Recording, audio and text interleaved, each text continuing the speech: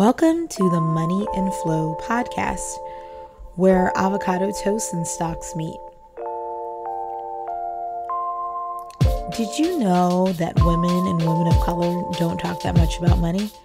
And did you also know that the health and wellness community is a $600 billion business? And did you also know that women aren't in the forefront when it comes to decision making with our health and wealth? We're here to change that. This is the first podcast that focuses on wellness and money. This podcast is targeted for women and women of color, specifically in their 20s and 30s. And without further ado, your host, Eugenie George.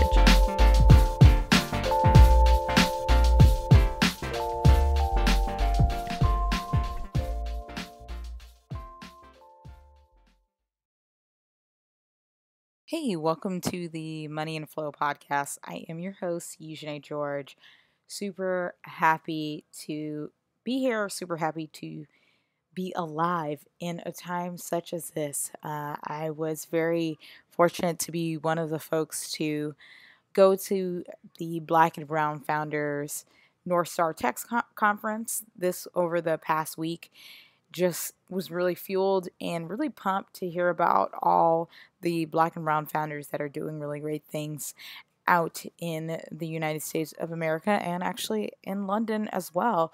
I was very, very recharged, and it also made me and gave me fuel to continue to write.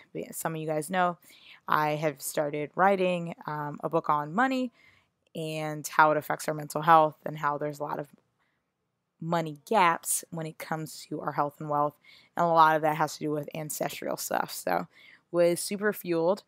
But then unfortunately I heard about the Supreme Court hearings and took a real big dive on Saturday after I did a whole bunch of writing. Found out about that and really kind of cried a bit and just knew that overall there's lots of work to be done, and particularly when it comes to health and wealth.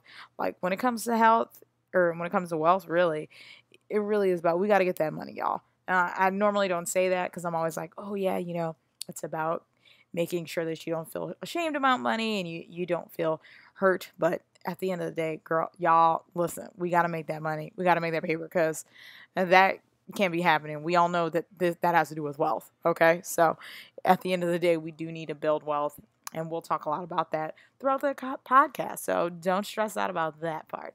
Anyways, today we have Ashley Williams, and I had such a great time talking with her. She's a former tax accountant. She's a business strategist. She was such a great person to talk to. We kind of laughed because she has kids, and both of us were actually recording in our cars. So that's kind of like a crazy thing. I personally did not give birth, but most of y'all know that I have future kids, meaning they will be my children, but I did not give birth to them. So shout out to the stepmom community. But anywho, it was just really, really grateful that Ashley came along. If you have not subscribed to this podcast, make sure you do. Tell your mama, tell your friends. Let's make sure that we're changing the game when it comes to our health and our wealth. I talk about all women. I specialize with helping women of color. I do both of those because, one, I'm a woman of color, and secondly, because y'all know that women are not in the forefront of decision making. All right. So without further ado, let's listen to Ashley Williams, y'all.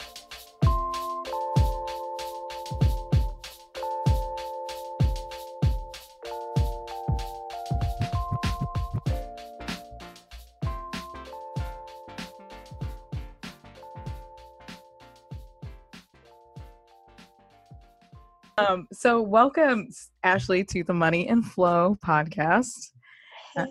So happy to see you. But so can you actually tell us a little bit about your money story? As far as my money story, I would say for my entire life, it's been a battle with money. up until the past year. And the reason I say that is growing up, I saw many things as far as like struggling and didn't really know too much about money. So of course, when I got older and started making it on my own and being on my own, I didn't know anything. So I Mhm. just did what I thought was right. Go to work, pay your bills, and spend it all. Yeah. Yeah. Yeah. So I was in the space of really living paycheck to paycheck.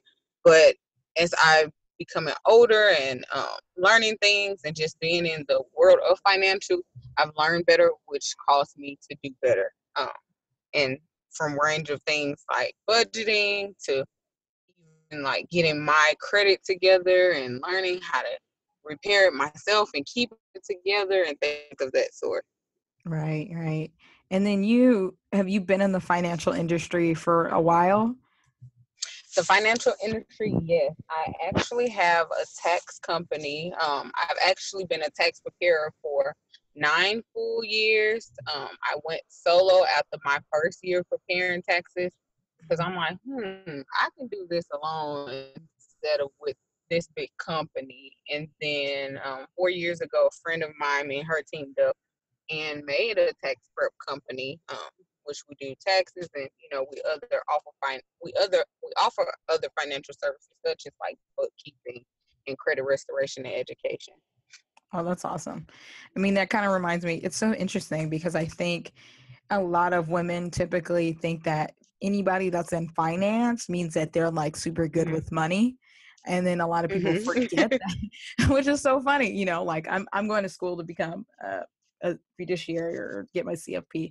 And it's crazy. People are like, oh man, you must be you must know everything. And it's like, no, it's an occupation, y'all. Like it's not, y'all, you got, Correct. yeah, yeah. People think it's like, oh, money end all be all. It's like, no, I'm trying to break my family's generational curse. That's not, Mm-hmm. you know what I'm saying? Like, I'm not trying to, I'm not, I'm not like a whiz kid. I just know that most finances have Right. to do with algebra and I could do that.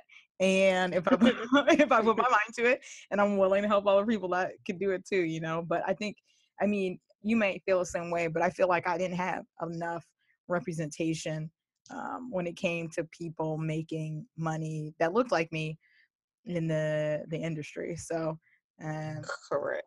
yeah. So, yeah, yes. But yeah, could you tell us a little bit about so you were doing the tax preparing for a while. So you can you tell us a little Mm-hmm. bit about that and like your journeys because I mean it's really impressive that you've had a business for 9 years. So can you tell us a little bit about that? For four. Four. Yeah. Four. So I started. Well, my first business venture was literally like in 2000 and let's see, I can't even remember the year. It's been that long ago. Um, where selling jewelry online and like to people at work. That only lasted so long for me. I know And it's so much then hustle and yeah, that only lasted so long. So, grind. um, I just felt like I know for a fact I've always had that entrepreneurial side because I literally, as a child, was making homemade cookies and selling them to the person that drove the ice cream truck versus buying the ice cream. So Right. I've always had that side of me. Um, and at that point, I guess I was really trying to figure out. So I love math, been good at math all through school, high school, such and such. So I learned how to prepare taxes with a big tax company. And once I learned it, I'm like, this is so simple. Like, it's so easy. I stay with that company only for you 1 year. And the next year, I'm just like, nope, I'm not going back. Because I actually met a lady that worked for the company, but she also worked independently. Mm-hmm. So she was just telling me, like this is something you can really do yourself. And she had me all pumped up. And I'm like, you know what, I could. And I really started small. I started doing friends and family. I literally was doing it for like free the first year. The next year, I think I was only charging them like $50 a piece. And then, once I expanded my knowledge, my customer base, and it was really through word of mouth, that's when, I started bringing in structure. At one point alone, I had over 20 clients myself, and it literally just was from word of mouth. A friend telling a friend, or a family member telling a family member. Um, and I did that solo for 4 years after I left the company. And then I got together with one of my friends. I met a girl. She was cool. We were in a network marketing company together. And then we both realized that we both had this passion Mhm. for the financial realm. And she did taxes as well, come to find out, with that same huge company before. So we're like, shoot, let's just get together and put together our own company. Let's just do it. So we've actually been doing that for 4 years now. This year we plan on, which we're actually supposed to be meeting up soon, to plan on expanding as far as getting different offices and different locations, staff, and so forth. So Oh, that's that's really awesome. how I got started within the financial world. I mean, I think you're one of the few people. I mean, yes, like some of us all have had, like, I always knew I was going to be a ballet dancer because of X, Y, and Z, Hmm. but you're, you're one of the few people that you had someone to nurture your entrepreneurial spirit, which, that's few and far Yeah, between, which is amazing. Anytime you have people that are your champions for your business or for your money, I mean, those are the people that you need to go to. correct. And don't you feel like, well, don't you feel like sometimes, um, I think a lot of women, sometimes when we get overwhelmed with money, we don't really know where to go to, but we actually have a whole network right in front of us. And A it could, whole network. right? And I think, I mean, I used to be so scared of talking to people about my finances, Yeah, but yeah. now I'm at the point where I will literally go to, I like work for, I'm contracted out to do like someone's sales operations for Hmm. technology. And I'll be like, look, this check bounce. Why? I'm like, please help me. It's just crazy because it's like, you know what? At this point, you got to stop caring what other people think.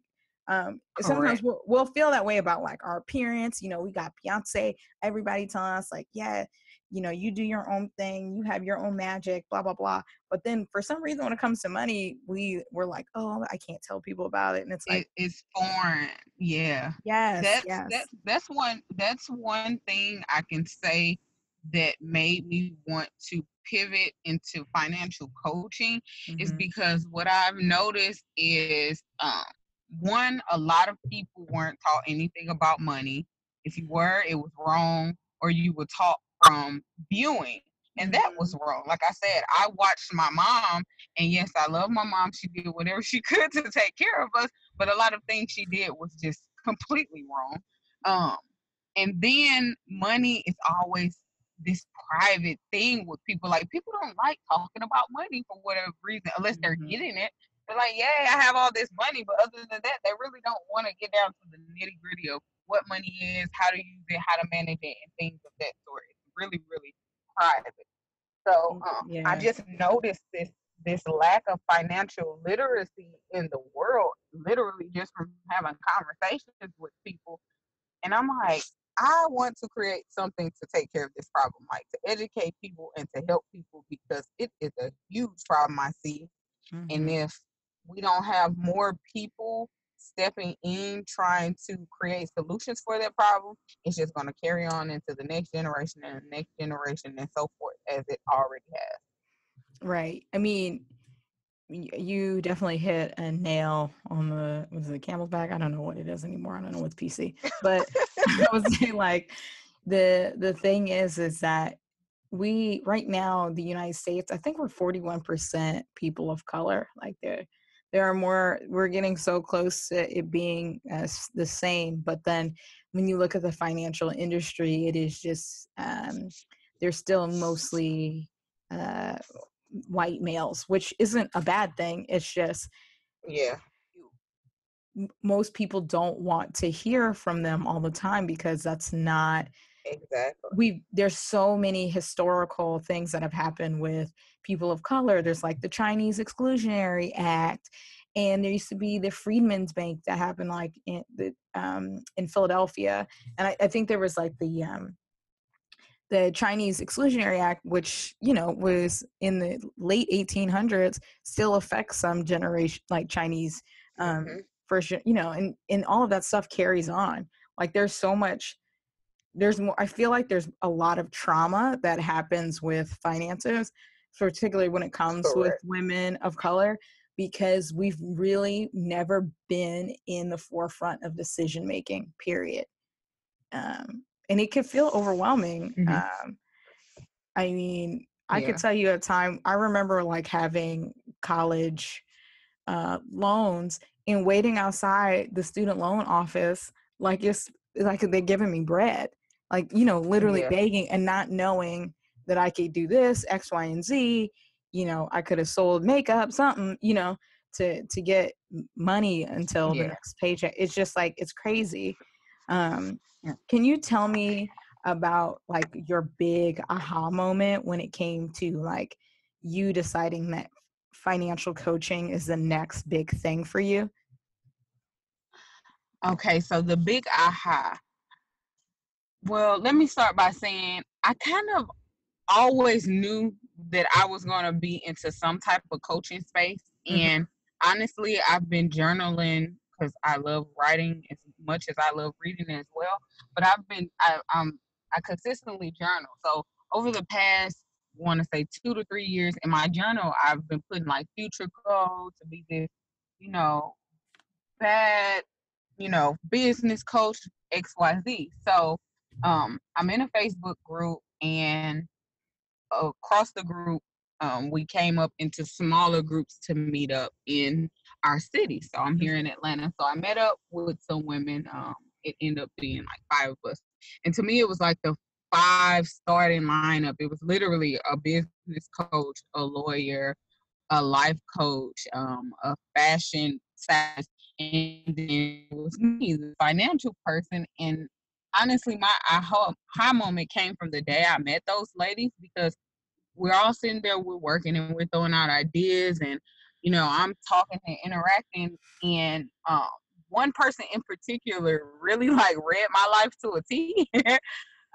And she just made me stop in my tracks, like, you should do financial coaching, but not only that, what are you waiting for? Like, why do you have this so-called big goal in the future? What about right now? Like, what is holding you back or stopping you from doing financial coaching right now? Like, you're literally online all the time, giving out like ideas on investments, ideas just generally around financial. So what would be stopping you? Um, so that was about almost 2 months ago. That was really my big aha moment. Like, okay, I'm made for this particular coaching, and I need to just go for it. Right, right. Yeah, that's awesome. I mean, sometimes you need somebody to push you in the right corner. Um, Yes. so speaking of which, since you've been talking, it seems like networking or you just reaching yourself out there has helped you tremendously. I mean, it's literally changed your life path Yes. multiple times. Yes. Can you talk about the benefits of reaching out to people or talking to someone that may or may not be in your network? It it brings a million benefits. Like, it for me, because I grew up in a place where it was almost like foreign to really just be talking to strangers and like hanging out with strangers or meeting up with strangers. So to grow up and be in that space, I can say network marketing one helped me break that ice. I was a distributor for a health and wellness company for almost 3 years. So that helped break the ice, because of course you have to network to Mm-hmm. market. You have to talk to people. And I can just say, like, the people that you meet, you just never know how they're going to impact your life. Mm-hmm. Whether it's a small conversation and they say something that might give you that confirmation for what you feel like you need to reach for, or you might meet someone that can give you a resource or a tool that you literally can use in business on life to help you. Networking is so important, and not only just on in the online space, but like out actually being able to touch people. I mean, I 100% agree.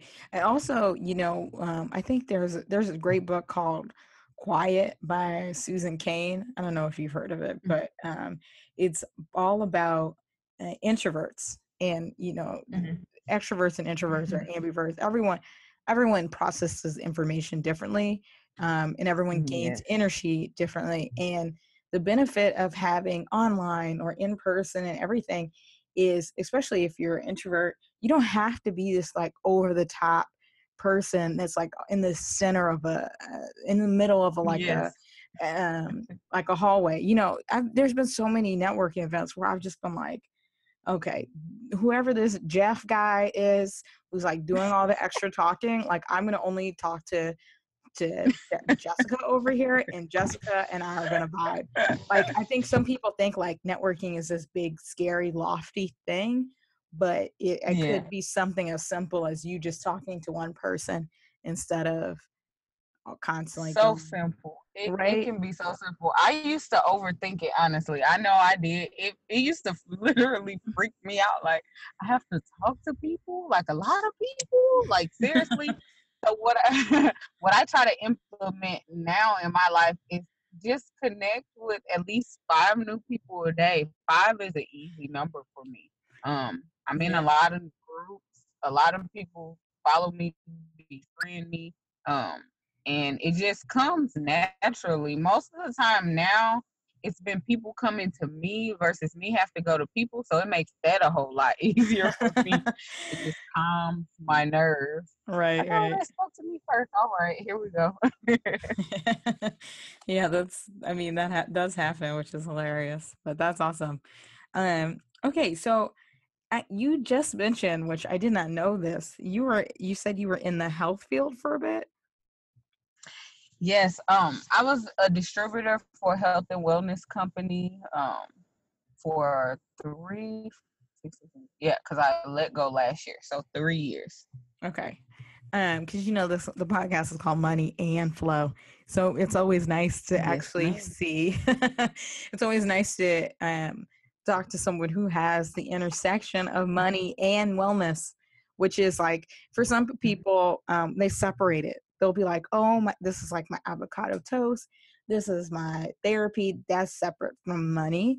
But can you talk a little bit about how health health and wellness has helped you become more mindful with your money? Number one, I can say how it has made me become more mindful is when it comes to just like grocery shopping. Like learning things like has saved tremendously because most of the time, especially with kids, I'm going in the grocery store, I'm hurrying up, I'm throwing whatever in the cart that looks good or that they want or that I want, and then I'm out the door as fast as possible. Right, right. Being in that space and really having to live a healthier life, and it actually saved me money because then I'm more thoughtful when going to the grocery store and look at what I'm buying in my household. So I had to make a list, and then I save money additionally because I realized instead of buying fruits and vegetables in the grocery store because they're way higher, that I can take time on the week to where the fresh farmers markets are and save so much money. 6 blocks away from me, and it happens every Saturday. And yeah, it is That's very, cool. very, very helpful in terms of, okay, how much do I want with this? Because like strawberries are like 3.99 or 2.99, but In then the grocery store. yeah, and If you then go to farmers market, you're probably gonna pay like $1 a carton. Like right, which is seriously. crazy. Yeah, yeah. It's crazy too. Because the crazy thing too is I live right by a university. So like everything else around there is a little ridiculously expensive, but the Hmm. fruit is super cheap.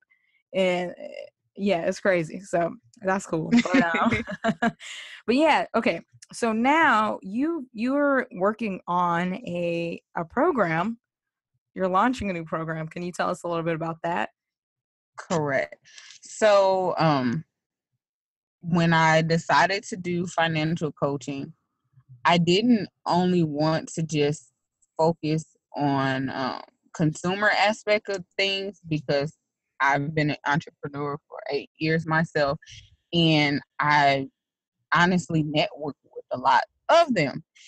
One of the things lately, because I offer credit education and restoration, one of the things I noticed is that a lot of business owners, one, don't know that your company can have its own credit profile, and Mhm. then two, their credit is not correct how it needs to be. They have bad credit, and then now they're wanting business credit, but it's like, okay, hold on, you need to learn how to take care of your personal finance. I've gotten inquiries about, like, how do I go about getting business credit, and my thought is, first you need to take care of your personal finances before you even try to start on business finances. And then I have found a lot of people also, I had an overwhelming response to me posting something on social media that people didn't even know. A lot of other people didn't even know that your business can have its own credit profile separate from Mhm. yours. Yep. So there, yeah, a lot of people didn't know that, which is a disconnect. And I'm like, God, I could just think of how many people might close business or don't want to start or this or that because they don't have, certain things needed in business. But if they just knew how to get to it, it can really help them. So Right. that's what made me come up with my coaching program for the entrepreneur business owner, so that we can first teach and get down to the nitty gritty about personal finances. And I then 100% agree. yeah, and then roll over into the business finances. But I want to go a little bit above and beyond. I don't want to just teach about business credit. I actually want to talk about, properly getting your business set up so that you're looked at as a, business on paper. And then we can get into, your business credit and, capital and cash flow management and things of that sort. Ooh, you're gonna help a lot of people because I there are so many people that I know that have businesses that don't have their own line of credit. There are a lot of people that I Yeah, know that have side hustles because 50% of millennials have side hustles. So like one out of correct. you flip a coin and somebody has a business, right? Right. Which is crazy, but people don't realize like that's important. And you mentioned here's something else that I've noticed, and this is what really kind of turned me into or made me even think about financial coaching in the first place for myself is when I was a person that had a 9 to 5 job. I saved so much money because I was like, oh, I'm going to the grocery store. I'm going to have my retirement, all this stuff. I'm going to pay off my student loans. Mhm. There was just this like, there was literally a structure to everything that had to do with my money. Then you fast forward to a Mhm. couple of years that when I get my business, and literally all you hear with people that have entrepreneurs or side hustle, just spend that money, spend that money, spend that money. And then you spend it and spend it and spend it, and it goes away. And I don't think a lot of Exactly. people realize like there's that with the business credit, but then there's also like there's your social capital, like who can you talk to in your networks. But if you there's this Mhm. crazy statistic, not to like turn anybody away, but it's just to be aware of it, is that most people, a lot of people that start entrepreneur businesses that really go full in, waste a lot of money in debt, all that stuff. A lot of them come from families that are well off. There's a really small percentage of people that have from the gate, like just have tons of money. And I remember when I was Right. looking, the people that I was getting money advice from, when I actually asked them, like, tell me about this, tell me about your living expenses, it was so different. Like, and I was living in Austin. So there was only like 2 or 3 people that were like, you really need to, either get a 9 to 5 job or you need to figure out something because, yeah, a lot of Mhm. people came for money. And I was like, wait, what? Then I moved to Philly, and everybody's like, look, you need to do X, Y, and Z to get this business. You need to have business credit. Like I was surprised Mhm. that when I came to out here, there was like very like structured. So the good news is like being from the West Coast, you kind of need that like kind of the dreamer side of it, but then being Yes. around some of the East Coasters, it's like, oh yeah, but you got to reel it back in. You got to A reel it back. little structure, yeah. Yeah, you got to reel it back in. But yeah, it is crazy how many people don't have or don't even know that they have their credit. Don't Um, have no clue. I literally made a just see, and when I say I had so many responses, I was just like floored, like wow. And it was in a business group, so that's what made me like wow, because it was a group full of nothing but business owners, like hundreds of thousands of business owners, and I got hundreds of comments of people who didn't know about it and or didn't know how to go about doing it. yeah, I mean, it's crazy. I think one of the things, and we could talk about this too, but like a lot of business owners don't pay themselves first, or Yep. they I actually, this is a good example. I actually was coaching someone, and she was saying that she had a side hustle. She had a full-time job, she had a side hustle, she had a whole family, a full family, like was actually, doing her due diligence to make sure she's paying off. She had zero student loans, but she was like paying off her rent and stuff like that. And she was like on the Hmm. older side of 30, or like in her mid 30s. So she was like loving her life, loving her job. And then she had this little side hustle, and the side hustle, it just kept going. She put all of her money back into the side hustle, all of her money back Hmm. into the side hustle. So I was like, so when do you benefit from this hustle? Or like, that's what I Yeah. mean, that's what makes it a side hustle instead of a business. I was like, Correct. when do you actually um save? When do you, because that side hustle, Yeah, or and then at some point that can be discouraging because it's like yeah, I'm doing all this work and I'm not seeing anything. Like I that will probably cause her to want to stop. Or I know it has caused people. right. I when it comes, that's another disconnect I've noticed when it comes to like the term budgeting. People think budgeting is like literally sitting down and saying I can't spend this or I can't do that, when Hmm. that's not even the case. Like you're actually sitting down telling your money where it is going to go, and you don't cut yourself out from that, because other than that it's not going to be sustainable. Like it's not at all. Yeah, yeah. I mean, you've hit a lot of points. It's very. I think some people, and I think the budget word scares people because they think that it's Yeah. gonna limit them. So, Ashley, where can people find you?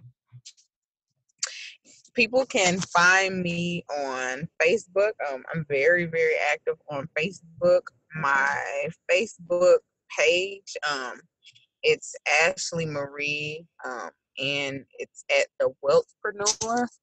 Okay. And then my website, which is on, well, I just made it live today. I Oh, didn't put it out to the congrats. world. Thank you, but you all can get the exclusive. um, so it's linked to my page, but I can be found at myfinancialcoach.weebly, weebly.com. Okay. Well, we'll make sure we put that in the show notes so then people could just click on Okay, it. cool. And are you on Instagram Awesome. or LinkedIn or any one of those? I am on Instagram. I'm actually supposed to be revamping it, so you might not really see me on it right now, but it's at ash dot dlt marie marie. Okay.